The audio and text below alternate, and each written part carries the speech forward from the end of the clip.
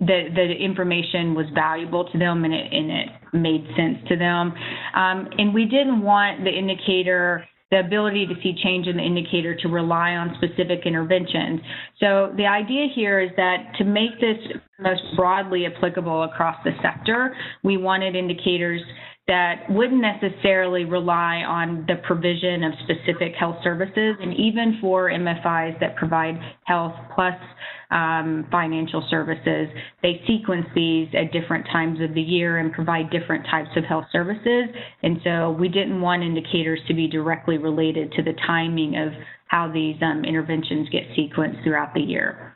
And we wanted them to be applicable for both genders. So even though the majority of microfinance institutions, work with women, we acknowledge that men are often a part of these institutions as well. So we wanted the most promising ones to be applicable to both.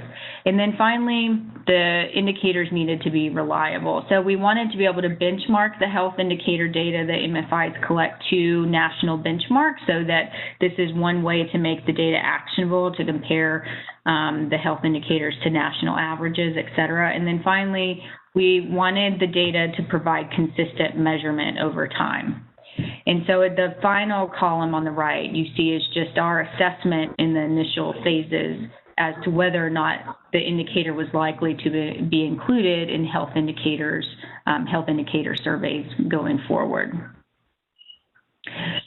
So through the development of the indicators, these 6 areas are the general dimensions that we ended up utilizing in a pilot test. So we worked with 4 different microfinance institutions, ASAF and Equitas, who are actually on this presentation today, will be sharing their experiences with that.